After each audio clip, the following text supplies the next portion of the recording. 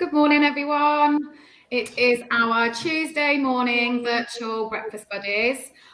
Morning, ladies. Good morning, Jasmin. How are you both? Good, thank you. How are you? Yeah, I'm good, thank you. You okay, Rachel? And I'm good, thank you. Oh, good. It's lovely to see both your faces this morning. Just before we come online, we were just having a quick chat, something we'll chat about. This weather has just been insane this past, I don't know, was it Friday it all started to kick off? Yeah, Friday was the red weather warning, wasn't it? Yeah, absolutely crazy. But actually, before we talk about the weather, let's do our internal weather. Because it just wouldn't be one of our Tuesday mornings without doing it, would it? So, hit us with it. How's your internal weather this morning? I'm feeling quite sunny today. Maybe a little bit foggy, but it's going to clear. I can feel it's going to clear. Yeah, that's what I like to hear. And what about you, Rachel? I'm feeling quite sunny as well. It took a while for me to wake up. Been up since 8, but took a while again, but now that the sunshine's coming out, I'm feeling a bit better now. Yeah, definitely. I'm a bit the same as you two this morning. I'm a bit sunny, a little bit foggy. I'm feeling a little bit tired, but like you say, nice to see a bit of sunshine, although it is still so windy out. It is windy. So crazy. So what was it? Friday we had Storm Dudley, wasn't it? So it was amber and red weather warnings everywhere, and I got up that morning and it was like blue sky, drove into work, and we'd all prepped ourselves for this huge storm. And I remember driving into work, I got to work about 9:30, and I was thinking, they've got this wrong, completely wrong. This is lovely out there. And literally within the space of about an hour, it was black skies. The wind outside was just insane. And then it just sort of changed into horrendous afternoon, didn't it? Yeah. They closed Boost. They closed the cinema. They closed loads of places just sort of said, for their staff safety and obviously any customer safety, they were going to close for the day. And it was really, really windy, but I don't know about you guys. I felt like yesterday was worse and I wasn't quite prepared for that. So yesterday, so what was it? So we had Dudley Friday. Was it Eunice Saturday and Sunday? And then yesterday was Storm Franklin. And for me, yesterday was just insane. The wind, it was actually quite scary. Did either of you guys have any damage at your house or your garden or anything like that, or was you okay? Thankfully, I didn't get any damage, but my fence, the 6-foot tall one, kept bending in half. Oh my god! And I believe one of our colleagues actually lost their fence. Really? I think it's Jordan. Jordan was saying his fence had completely. Saying oh no, I don't have a fence. Really? It just went. I think it was Jordan. I think Jordan said it was gone. Did you have anything at your house, Beth? No, not on mine. I know my grandma lost a couple of her garage roof tiles. Them had flown off into a neighbour came round with them and was like, "Here you go." She was like, Yeah, so we luckily didn't have any damage here either, but my mum's garden, so she lost some roof tiles, her fence came down, and she's a really keen gardener, and quite a lot of her sort of terracotta sort of pots in the garden was smashed. But yeah, we were lucky. But I must admit, I can't tell you how many times over the weekends I kept looking out in the garden, because the kids have obviously got a big, massive trampoline. And when I was at work on Friday morning, a couple of my friends, we got a WhatsApp group. A couple of my friends in the village were like, "Ladies, how's your gardens?" And one of my friends, her kid's trampoline had blown off, and one of my other friends' kids' trampoline had. So I was thinking, oh my god, what am I going to come home to? But no, luckily, because it's wedged in right at the back, I think that sort of saved it really. Because and I did see so many pictures of it was quite a funny one actually. Someone put a photo on that someone's trampoline had flown and landed sort of up on the roof of their house, and then it was the selling pages on Facebook. It was did you see that? Free to collect selling trampoline. Selling on collection trampoline only. Come and collect it, climbing up on top of the house to get it. It's just crazy. So morning, Manoli, hope you're doing well. Nice for you to join us this morning. And of course, we have got Pete watching us. Morning, Pete. So you're back to a sunny West Cork. Oh, that's good. How were the storms with you?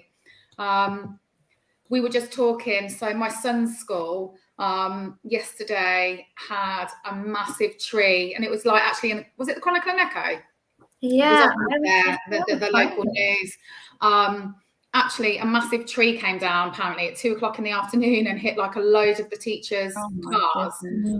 But we were just saying before we came online, like really lucky. Imagine if there'd been a couple of students walking underneath that could have been quite a lot worse. Although I must admit the teachers are probably feeling rather peed off. They might have been getting the bus home yesterday by the looks of it.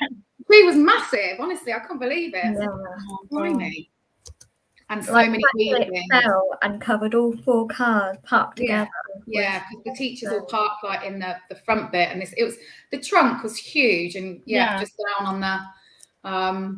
There were a lot of trees falling. I saw a video of somewhere in Cornwall, and it was this huge tree, like ancient tree, and it literally just.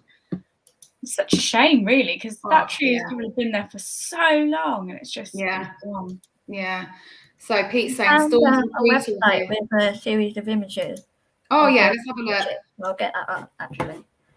So Pete's saying storms were brutal. He's 5 miles from the coast, massive waves. Yeah.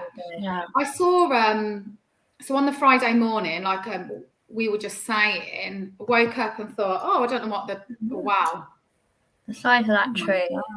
That's insane when you look at that, isn't it? Yeah. Absolutely insane.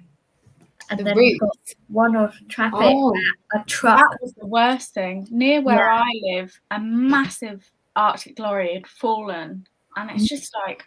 Yeah, like the driver had lost control because of the wind, and it just tipped it all. Because they're so high, they're just so like... Yeah. And then this one on the train as well. I mean, there was certainly a lot of disruption. Oh my goodness, look at that. Is that from a tree landing on it or something? I think, I'm not sure. It might be like, you can see like the wind. Yeah, it must be a tree crashing on it. Look at all the bits of and the O2. Yeah. Yeah. I thought it was battering, didn't it? Well, we were just saying before, there was an article that Beth and I both saw where a massive tree had fallen on someone's house, and they were like, so didn't really know what to do. So they went to the pub, and they were just, it was quite comical, like what a British reaction. A tree falls on your house, let's go to the pub. It was really loud as well, wasn't it? It was like a mass, it destroyed probably half of their house. Yeah. Oh, wow. Scary. Yeah. But, what I was going to say, the whole roof is gone. Oh my gosh. That is crazy. Did you see those videos of the planes trying to land at Heathrow? Oh yeah. I couldn't watch it. It was like, oh god. I would not want to be on one of those planes. Oh, that would get me. Oh yeah, that's awful. But I was watching Good Morning Britain on Friday morning, and as I was just saying, that morning when I got up and went to work, it was blue skies, it was lovely. Thinking, have the weather people got this wrong? And then they were showing pictures of people who were at the coast, who were actually gone down right on the coastline to sort of have a look. And like the sort of weather reporters saying, like, it might look okay now, it's coming. These people need to move away because you don't know at any point when that huge. Yeah. And I was thinking, what are these people doing? They must be crazy. Get away from the coast. I think we were very lucky that we aren't near any like big bodies of water, because that must have been terrifying. Absolutely, yeah. That would terrify me. I saw that, the spire falling off of the top of the train. Wow. That's it. Oh my gosh. I know. I've never seen anything like this insane. Crazy, isn't it? And then more road accidents. Oh yeah. There was just so much disruption. Yeah. So much happened. And it's and then basically it is scary seeing all of this happen. Because it's not something you experience every day. And it's not. I remember catching up with a friend, I believe on the Sunday in the morning, and bless her, she was like my height, so a little bit taller than me, so 4'8", and even she was just like struggling to move, and then I think my walking stick helped me a lot, just like being grounded. I'm like, come here, we're gonna get through the bus station together. Don't worry. Well, when Mabel and I left work, we left at midday, and you know that walk back down past Seoul Central where we all park. Yeah. Honestly, the wind was taking our breath away, but to the point like Mabel was getting a bit scared because I was like holding her hand and we were like trying to fight against this wind, and I was thinking, oh my gosh, this is a bit. But there'd be a big gust and it literally just take your breath. It was so it feels like it's going to take you underneath your feet, doesn't it? When I was walking in yesterday, I felt like I was just going to go. I was like, oh my God. Yeah, 100%. Pete says, reminds you of how powerful nature is. Yeah, it really does. Definitely. Really does. And then did you hear about last night? There was a like a little mini earthquake. Was it in Birmingham? Did you hear about it? No, I didn't hear about that. Oh, hang on, let me just get it up because I saw it on my phone this morning. I thought, do you remember when we had one of them? In Northampton. Yeah. So listen, Birmingham had a 3.2 magnitude tremor shake city with residents terrified. So it was last night. Is that because of the storms, or is that just unrelated? Don't know. It doesn't say. But but it's just saying about residents were quite nervous. Yeah, and it's a long time ago when we had one. It's before I was married, before I had kids. I lived in my house by myself, and I remember I was laying in bed. Yeah. And I woke up, and it was just sort of this real like shake. My bed started shaking, and it was just it freaked me out. And then my phone rang, and I was thinking, oh my God, I feel like I'm in some sort of like horror movie here. And it was my mum ringing because I'd woken her up. She was checking I was okay because obviously she knew I lived by myself. But it was really scary in the middle of the night. But maybe that did have something to do with all the. Possibly. I don't know how this all works, but there's a lot of stuff gone on in a few days, isn't it? Yeah. Is that it now? Are we over the storms and everything? Are we getting back to anything that might resemble spring-like weather anytime soon? You never know. We have snow next week. Oh yeah. Yeah. Provide me with UK weather. Yeah, crazy. Strangest thing. Yeah, crazy weather, but hopefully it will start to get better soon. I'm desperate for just a bit warmer, a bit of sun, a bit of spring. Feel a bit like, the nicer days are coming, because it is very depressing with all this dark and dreary weather, isn't it? Yeah. So today, do you know what is special about today? No. So do you know the date today? So it's the 22nd. So it's 22/02/2022. So they're calling it Tuesday. So apparently it's like a really significant date, and it's a date where if you're into sort of like sort of manifesting, and today's a day when if you manifest, great things are going to happen, and it's a really powerful day. And apparently, I don't think we'll see this date again for I don't think we'll ever see it again, will we? Yeah, no, ever. And it's the same. The date's the same, whether you put it on its back or not. It's it's going to be a very powerful day today. So today's the day. Some people have those. What do you call them? My friend does one all the time. Those manifestation journals, and like when she puts things on a board. I can't remember what they're called now. Like a not dream board. What's it called? Oh no, you know what I mean? Yeah. Well, she'll put pictures of things that she wants to happen. One of them. So perhaps the day's today. Just going to put. Do you believe in that kind of thing?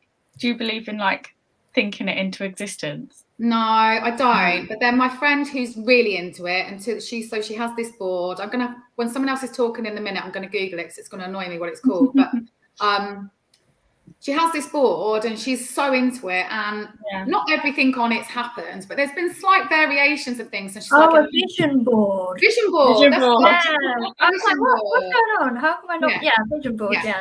They have vision board, and like there has been like some things in a roundabout way it sort of happened. But she's adamant. She said if I hadn't put that on my vision board, it wouldn't happen. And she keeps it in her office at home where she works, and she's always adding to it. And sometimes it does make me wonder, like, but I'm not really into it. But I think maybe I should. Is today the day to start because of the how powerful today's date is? Maybe. Or not. I mean, what do you think, Rachel? Are you into that sort of stuff? I'm not really superstitious, or like I don't really. I believe in like good karma. Like when you do good things, it will come back in good ways as well as like negative as well. Yeah. But when it comes to like manifesting, but then again, I've never done vision boards or anything like that. So maybe today I'll think about that. Maybe that's where we're all going wrong. What about you, Beth? Do you believe in it? Yes and no. I'm not one of those people who will do a vision board, but I think like you have to give some like you have to believe in yourself to make it happen. 100%. You know, it's that kind of, if you want something, you do it. You've got to go out and get it. It's not just going to fall in your lap. I guess that's the 100%. But so it's a powerful day today, ladies. So if you're going to do something good or whatever, today's the day to do it, because apparently it'll, you'll reap the rewards from it. So we'll have to see, won't we? Yeah. Okay. So something else which I think is really important we need to speak about today, and I think you probably both know what I'm going to say, is old Boris's announcement last night. So just really interested to see how you guys feel about this. So basically, from Thursday, the law is changing, and if you test positive for COVID, you don't have to isolate. Although they are recommended until the 1st of April. If you do test positive, you stay at home for 5 days. The tests are now going to no longer be free. I think, is that from the 1st of April as well? We'll be paying for those. How are we all feeling about this? It feels like I feel a little bit uneasy about it. I'm torn because I want to get back to normal living. I don't want to be, constrained by all these rules and regulations, but I am also very aware. My concern is that my mum and dad are both really vulnerable. They're triple jabbed, so I think they will probably come within that next sort of bracket who are going to have a 4th jab. But it doesn't take away the fact, like, my mum could be doing her shopping and someone next to her could have COVID, and you feel like she is shielded for so long. She has missed out on so many things, but now we're going to get to a point in life where she could just be stood right next to someone in a shop, and she hasn't had COVID. I mean, touch wood, she's not had it. She's avoided it. That concerns me. I don't know. How are you guys feeling about it? What about you, Beth?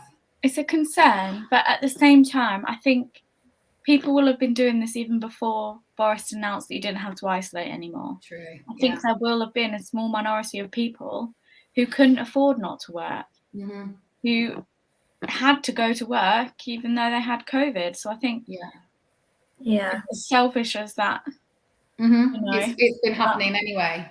It has been happening anyway. And I think as well, if you feel comfortable wearing a mask, still wear one. That is the best way to protect yourself if you feel 100% vulnerable. 100%. What about you, Rachel? Because obviously you do come into the sort of vulnerable bracket, don't you? I think like the best way to like continue about this is to still treat it as though everyone got it and protect yourself as much as you can. But I do feel like Boris is maybe doing this. I don't know how long it takes place to make decisions and for it to go into place and to be implemented. But maybe the fact that he's been seen as hypocritical, and he's like, well, okay, how can I make it up for the majority of the public? I know we won't make it illegal for like all of this. There's not going to be a law as much anymore. And it kind of like, it's a little too late. Makes me lose faith. And I don't know if the fact that they're charging for people who are not vulnerable, but what if they got people who are like yourself, Jasmin, who've got family members, like they need to keep taking them to protect their loved ones. Like they shouldn't charge for that, or anything like that. Like it just bewilders me a lot. Well, I heard this morning that obviously since the Omicron variant came about, and obviously testing really ramped up, didn't it? It's been costing the taxpayer £2 billion a month for all this testing, which is a lot of money. Yeah. But you're right in that although yes, vulnerable people do need to still test and whatnot, and they will be still have. I mean, the actual finer details they haven't told us yet, but they presumably are still going to have access to these tests. Like, what about the families who perhaps are not vulnerable themselves, but they may be. We don't know how much these tests are going to be yet, and we don't know how, with everything else that's going on, with inflation, with the cost of everything going up, what if they can't afford to buy those tests or to continually frequently get them to ensure that when they visit family, it just all feels a bit of a mess, if you know what I mean. You know, I don't know. I feel a bit like as well that this has all come very quickly. Like, hold on a sec. A few months ago, we're got high cases in hospitals and everything, and literally Thursday, that's it. It sort of baffles your mind a bit. And then I saw someone on the news this morning as well, and they were saying for a lot of people, the psychological sides of this. So basically, they're putting the emphasis back on us, aren't they? So what they were saying on the telly this morning is saying, well, it's up to you to make that decision now. If you've got COVID and you don't feel well and you blah, blah, blah, don't go to work. If you had a sickness bug, you wouldn't go to work. If you had, if your child had chicken pox, they wouldn't go to school. So we now have to live with it like that. But some people, because they're also now removing the £500 allowance to help people in lower incomes if they need to be off sick. Now there's going to be people out there who are fighting a bit of a mental battle, thinking, well, hold on, I've got COVID. I'm potentially taking it to someone who then, who could be at risk, but I've got to work because I've got no money. So there's going to be a big psychological thing for people now, because we have spent the last 2 years of our life going, oh my God, I've got COVID, I must isolate. Oh my God, they've got COVID, I must not be near them. It's huge change. So if you find out you had COVID and then it's a case of you call the doctors and say, like, you want to have, like, I don't know, to say you refer yourself as sick, would that mean that work would turn around and say, you can still come in though, can't you? But I've got COVID. I think it will be up to employers, won't it? I think employers should be able to make the decision whether they want to keep the isolation period. They have the power over people who are like, well, I don't want to risk spreading it to other people. Especially if you've got a small workforce. Like us. Like us. To say that one of us went in and had COVID and we all got struck down with it, there's only, we're a small team, then that would be our business closed. For potentially how long? Because it's like a knock-on effect, isn't it? I could get it on the Monday, I could pass it to you on the Tuesday, and then as it goes on. Pete's just said Boris is lifting restrictions so that his backbenchers will support him as the investigation to the parties goes on. 100%. This is like the feelings I'm getting. Like he's doing it to backpedal. There's ulterior motives to this. This isn't about I want to get people's safety. It's not. No, 100%. And Pete says also sick pay is so poor that most people will go to work positive. And that's the world that this is the problem. This is what's going to happen. And that's something I haven't thought about before. So that's a very eye-opening thing to think about. Because I thought, well, don't go in, don't risk it. But then there are people in situations they can't afford to. Some people don't even get sick pay. No. My sister, where she works, if she's off sick, she doesn't get any sick pay. So then what do nurses and doctors do? So do they still go into work when they've got COVID and then potentially they're working with vulnerable sick patients? I don't know how that works. Because with hospital, I saw with hospital visits, besides COVID wars, you can have up to one visitor now, and it's what was it? You have to wear a mask, you have to take the NCL test or lateral flow test and be negative, then you can go in. So they kind of still got things like that going on. So people can't visit, but I don't know what it is for doctors. So that'll be really interesting though, won't it? If self-isolation is scrapped now, where does that leave frontline staff? Are they still expected to go in then? Exactly. So let's just say, Manoli said people will not stay home and get paid SSP. 100%. Just people can't afford to. Gary saying they are putting out mixed messages. Legally, you won't need to self-isolate, but you're advised not to mix with others. And I think this is the problem, which has happened, in my opinion, the whole way through the pandemic. It's constant mixed messages. And constantly putting it back onto us for us to make the decision, because he does never wanting to be the one to take sort of responsibility. NHS is so desperate for staff that managers force workers to go in. Oh, it's just crazy, isn't it? It's crazy. So I don't know, when are they announcing all the actual sort of finer details of it, or is it towards the end of this month? No. I think so. Yeah, I'm not 100% sure. I guess we'll have to just wait and see what what happens. But I feel like, and I know this sounds really bad, but I'm tempted to like stock up on tests now, just so I've got some in case, you know. That's especially two kids in school. I know they don't have to legally, well, Henry doesn't legally have to do his 2 a week now. That's all scrapped. But you do feel like the amount of people they're mixing with and everything. And then it's like, if I want to take my children to see my mum and dad, I need to make sure that they're okay. So I still need to be able to test, you know. I bet a lot of people will be stockpiling now. I wonder if they'll just sort of start to slowly dwindle them out, so people out of supply. So Gary said Thursday it all starts. So it starts Thursday, and then we'll wait and see when they give us the more finer details of who's has access to the free tests and things like that. It'll be interesting. Watch this space. The COVID debate continues. It's only 2 years we've been speaking about it all. Only.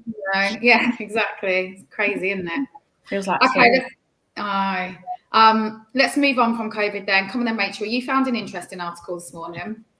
Yes. So for LGBTQIA plus month, I've been looking more into like pink news, and it's really interesting how there's this whole world that I'm opening up to, where it's really interesting statistics. That's the word. It's really hard to pronounce that archetype. About people who are transgender, so transgender men, and who identify as non-binary, they miss out on having cervical screening tests. And it's very concerning the number it is. So it says here, I don't know how you share it once I get it on there. So lesbian, bisexual and cis women are more likely than their peers to never have a cervical screening test, and government revealed a worrying number. So on here, I found here it's 137 trans men and non-binary people with cervixes, only 58% of those eligible for screening. So I'm guessing that's after they had surgery to remove, only been screened. So it's just over half, or 53%, said that they felt they've had enough information, sufficient enough information about cervical screening that they don't need to get it done. And what really baffled me was that under the NHS website, it actually states that sometimes health workers had advised lesbian women that they do not need screening because they don't have sex with men. And for me, blew my mind. You also have screening regardless. That's not what contributes to the cancer. Yeah. And like, regardless of like their sexual health, it's more important to have protect your own personal health with cancer as well. 100%. And it's just a general health screening that everyone should go through. But also, I saw another article that really blew my mind, and was that people under non-binary and transgender avoided seeking healthcare because of fear of being mistreated due to their gender. That they've been turned away here again with the misconception that only cisgender women can get a smear test. Every other women with a cervix, no, you don't need it. Only females get cervical cancer. And I think that is so damaging to whoever thought that was okay to share, because it had a knock-on effect of, oh, well, I don't want to go to hospital or get a screening done because the judgment that I'm going to face, people looking at me funny, like the nurses might think, why are you here? Especially when you've got NHS professionals saying that you don't need to if you're not in a relationship with men. And this article was back in 2020, so trans men far less likely to know about cervical cancer and smear tests than cis women. And then this one here that broke my heart, where Joe Cervical Cancer Trust had to basically go out and say everyone who has a cervix needs to be tested, regardless. Like, it doesn't matter. And I agree, like, it's so important to get it done. But how do you feel about finding out the numbers as well? That it's actually quite shocking, isn't it? And to be honest with you, like, it's not something I've ever really thought about before, because you just sort of think, well, hold on, you know, everyone will go and have their sort of smear test and whatnot. But also to hear that health workers have been advised to tell them that it's not necessary because they don't. They only have what? Who? I don't know if it's been advised, but it's like, it's very neglectful of nurses and whoever does the screening to assume that, like, oh, you don't need to worry about that, you're not having sex with that. When in reality, there's more important things about contracting, like HPV and stuff, even though that's still bad. But also, it's important to have a healthy smear test. It's like going in for breast cancer screening. You might be binding, but also it's important to still get it done if you still have those, like the glands and everything. Yeah, definitely. So, God. Well, yeah, that's really quite a shocking statistic. For me, I'm not as shocked, because I think even, like, obviously I'm a cis woman, I'll be considered a cis woman. There's a lot of stigma, even for cis women, around smear tests. And there's a lot of fear. Like, I'm only 22, so you have to be 25 to have your first smear test, don't you? And I always hear people saying, oh, it's horrible. It's a horrible feeling. Like, oh, I'm not going to do it. It's such a horrible sensation. And, like, I think there's a lot of that. Scaremongering. Yeah, I think there's a lot of women that are like, oh, I don't want that. I don't want. So I think as well, that's off-putting for a lot of people, especially if you are somebody who does not identify with the sex that you were born. That can make it even more uncomfortable, I think. Well, yeah, like you say, Beth, if you're hearing negative stories and you class yourself as a cis woman, and it makes you think, oh my gosh, you know, that's going to be a double whammy to someone who doesn't, you know, who feels differently about their body and perhaps is not in the correct gender. But honestly, smear test is something I feel like really, really strongly about. So I've got friends. So I'm 43. I have got friends who still haven't had a smear test because they're too scared to go, or it's a bit embarrassing, or it's a bit. And I cannot tell you how frustrating that is, and how I can't emphasize enough how important it is to go and have your smear test done. I actually had a friend who had cervical cancer a few years ago now. It was a real shock. She had chemo and she had radio, and she's come through it and she's got the all clear. And she still went for her smear test. There was a problem. Smear tests weren't read correctly. There was some negligence within the NHS and things were missed. But it's not amazing. You don't go, I don't go, oh my God, I can't wait to go for my smear test. It's one of those things that it's about your health. It's about it's a minute, 2 minutes of perhaps feeling a little bit undignified, a little bit like, and I know everyone says it, but honestly, the ladies who do it are so lovely, and they have seen it all before, and probably a lot worse, you know. I feel like there needs to be more done, more publicised for women to go and have their smear test done. And, you know, I think 25 is too young to start them. Yeah. I've heard of cases where women have died from cervical cancer before they've even got to the age of 25 because they haven't even had a smear test yet. Again, that's something else NHS probably haven't got funding for, or blah, blah, blah. But it is really, really important. And, that article which you found, Rachel, is just, wow. But it's not like Beth mentioned. It isn't just, it's for everyone, whoever has a cervix, get your smear test done. It's so important.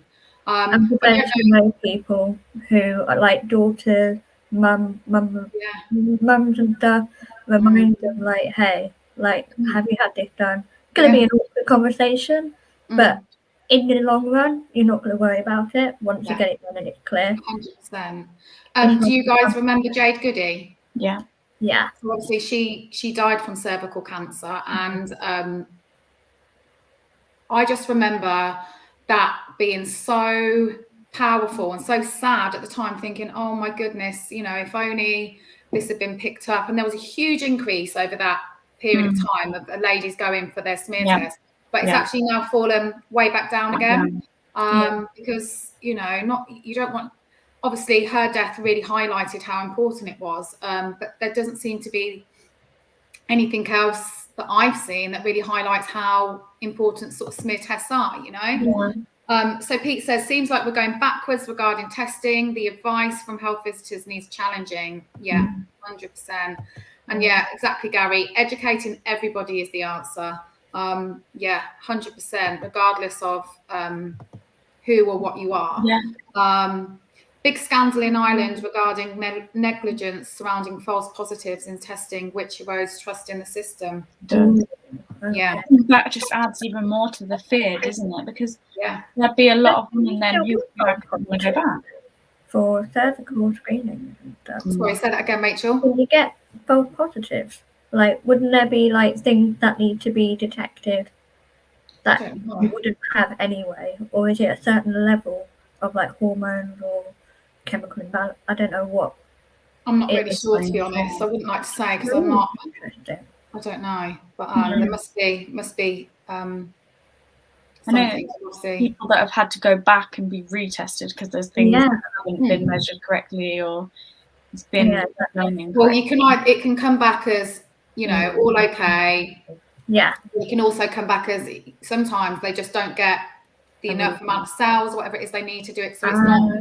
So then you have to go back for another. It doesn't mean there's anything wrong. It just means it wasn't a clear sort of reading of what they need to see. So, but there definitely needs to be a bit more awareness out there for everyone, doesn't there, regarding that? But I just think, just as women, just encourage your friends. And like Beth, I know you haven't had one yet, you're too young, but once you can, go tell your friends it's not as bad as what everyone thinks it is, and also once you've had a baby, nothing. Oh yeah, smear. Well, that's fine. Give me 10 smears. I never want to have another baby. But, it does change as you get older, for sure. Okay, then come then, Beth. What have you found this morning in the news? So something really interesting that I've found. Let me share my screen with you all. So in Yorkshire, they've been working on this forensic spray that helps keep women safe from domestic violence. And I didn't know if you wanted to watch a little bit of the video that they've got. Yeah, definitely.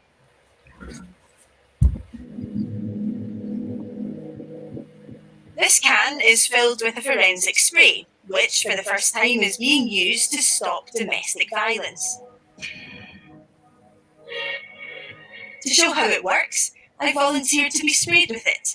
You can't see it with the naked eye, but switch on the UV lights and you'll see I've been marked. For years, this substance has been used to protect property and deter thieves, but now for the first time, it's been used to convict someone for harassment.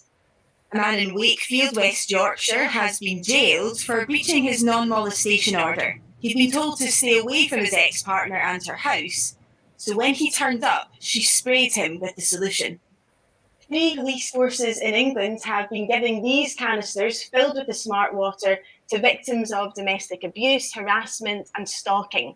And if it's sprayed on a person, then it can put them exactly at the scene of a crime. Each batch of the liquid has a unique formulation.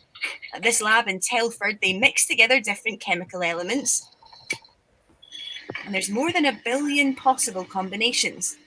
The technicians can analyse the tiniest of samples, so from just 1 drop of the stuff, they can tell exactly which bottle it came from. Well, I mean, I can't tell you the secret sauce to smart water, but what I can tell you is that it's made up of a combination of rare elements that would never be found naturally anywhere else in the world. Each batch is unique. We know that categorically that smart water was registered to that person and can be linked back to the scene of the crime. What about... So I think that is absolutely incredible.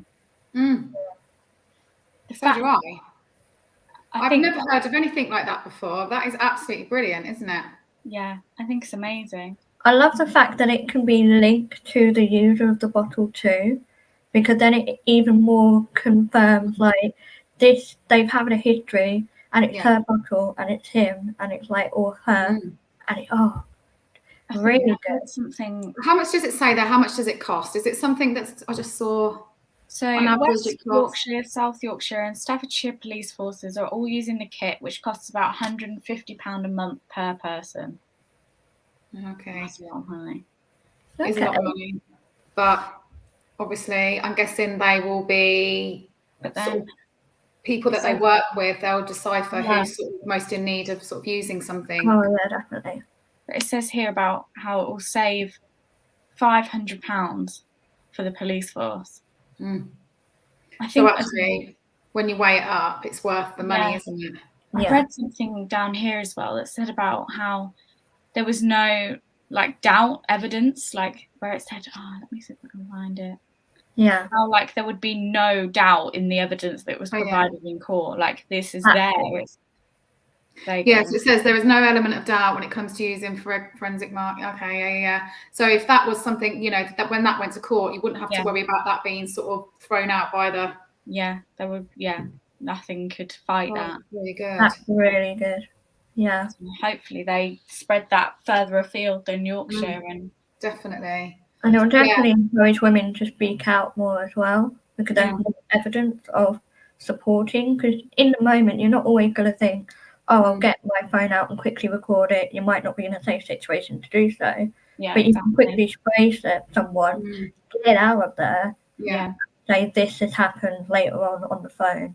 Yeah. Also, it will give women confidence that they can speak out, because it won't be thrown out of court, something like that. If they, you know, that's going to be used as sort of evidence that. So I think that is really good. Just while this is slightly going off the subject, but it's just popped into my head and I wanted to mention it because we spoke about it a couple of weeks ago. Do you remember when we were speaking about drinks getting spiked? Yes. Yeah. A few weeks ago. And I've just had a quick look on the Northampton Chronicle and Echo. I can't find it. It's annoying. So there's a bar in town now that I saw, there was an article this week that they now have the lids on drinks. It's annoying me because I thought to myself, I must remember that. I can't find it now, but there's a bar in Northampton that started doing it, and I just thought, brilliant, because you'd like to hope that once one starts, others may follow suit. But just because we spoke about it a few weeks ago, it just thought, I must let you guys know that there is now a bar in Northampton that's actually providing those lids. So that's really good. So just while we're talking about that, something I found this morning. This is going back to sort of women's safety. So Northamptonshire's Police, Fire and Crime Commissioner has launched fresh calls from residents to make use of Street Safe, where the public can use to flag areas they feel unsafe. So apparently it's this new map that they're using, which was newly launched in September 21. And it collects data which allows police forces to understand sort of specific concerns raised by the public. So apparently there was a successful first phase trial, and the Street Safe map is now continuing to be made available for use by the public. So it's open to everyone, but it's being used as part of a local and national efforts to tackle violence against women and girls. Okay. So is this like an app, or is it like a website thing? I'm not sure. So it's saying here. So basically, West Northamptonshire Council, they've been awarded £800,000 to deliver a host of schemes to improve safety for women and girls. Okay. Let me just have a quick look down. I'm just going through the. I can't share my thing. You know what I'm like. I'm just having a quick look. Oh, so you just members of the public can use it. You find it online, and it's like an online map where, so if there's been somewhere where you felt that there's sort of antisocial behaviour or places that things have happened that they don't feel safe, you go onto that map and you flag it, and then it gives the police a sort of record of where things are taking place. I think going forward is a good thing, because quite often there may be little things that happen. You don't sometimes feel like it's enough to put a call into the police about, or something like that. So I'm just going to read. Gary said more should be done to find the culprits. The anti-spiking lids are good, but it doesn't tackle the problem. Yeah, 100%, Gary. It should be tackling the problem, but I guess it's something in the meantime, which is a little bit of help. But you're right, it does need to go to the source, don't you? But I think as well, we've spoken before, they're finding other ways to do it now. Like there was a massive thing of people being injected with needles. So people wearing their coats in clubs to try and prevent it from, which I was just absolutely crazy. Okay, so just before we finish up for today then, Beth, what have we got going on at the yard this week? Our lovely little weekly roundup from Beth of what we've got going on. So Wednesday at 4:00 we have our Just Living. So we're going to be cooking with Cody, one of our young people, who this week we're making spaghetti bolognese. Oh, nice. Love a bit of spaghetti bolognese. Last week we made a chorizo gnocchi. Oh, it was amazing. Obviously, I don't eat meat, but I was still eating like around it. I was like, oh, it's really nice. I know, because Bianca actually said, we were talking about it on Friday at work, and Bianca said, I do feel sorry for Sophia and Beth, because I think the past few weeks it's been meat-based, and obviously you're both chicken, chorizo. and you're both vegetarian. So like she said, it was so lovely, but poor Beth and Sophia couldn't have any because they're veggies. I'm like picking bits out. I'm like, it's really nice, but I can't eat that. So you'll just be having the spaghetti then, not the bolognese. Spaghetti, nice. So that's really good. We get to do all of the like chopping skills and frying off the meat and things like that. So it's really good to learn. And it's a nice, cheap and easy meal for people to learn. Like if you're not sure about what to cook and you're on a budget, it is something that can be done quite cheaply, isn't it? Yeah, we go and buy the ingredients while we're in the shop. We look at like whether we buy Morrison's Own or if we buy the branded stuff and just compare prices, things like that. So that's really good. And then after that, on a Wednesday, we've got our Legends to Leaders, which is social activism. So because it's LGBTQIA History Month, we've been focusing on that in our activism. So we were doing some chalking bits, just having general discussions about accessibility with the young people, which is really good. And then Thursday, we're all about the gaming. So we do our Game Against Gangs project, where we focus on how, if you are involved in a gang, you're at risk of being in a gang, you can come and talk to us about it. We'll offer you some advice, signpost you to where other organisations if needed. We focus on gaming. So we're doing esports, we've got a pool table, arcade machine, things like that. So that's really good. And then on a Friday is our open youth group. So come and have a chill, listen to some music. We've got the pool table out again, and we're just all there to have a good time on a Friday. So that's really good. And then Saturdays, we have our Gaming with Rachel. Yes, so still hoping for Dungeons and Dragons people to join if they like to. However, if not, again, we got a huge array of board game, card game, and I'm thinking if people would like to get involved, it would be nice to actually start doing games where we do like charades, hangman, like more interactive where you have to work together. Yeah, definitely. Yeah, definitely. I We'll love get the bodybuilding as well. Yeah. Definitely. I reckon you should do bingo one Saturday as well, Rachel. Oh, imagine just I love bingo. There's a game and like it's quite interactive and like you know, someone wins a little prize or something. That'd be quite good fun, wouldn't it? Yeah, bingo would be good. We'll get Everyone loves bingo. Definitely. And then also don't forget we've got breakfast buddies Wednesday, Thursday, Friday, 10:30 till 12:30. So you can also come along in the morning and see us for that as well. Yeah. Right then, ladies, that is the end of our session this morning. Thank you for joining me. Thank you everyone who's joined us and interacted online this morning. If anything was spoken about today is interesting to you or you want to know more about what goes on at the Yard, you can email us at theyard@communitycourtyard.org or you can contact us on our social media and we'll get straight back in touch with you. But thank you, girls. Have a great day. Have a good day. And we'll see you all soon. See you later. Bye. Bye.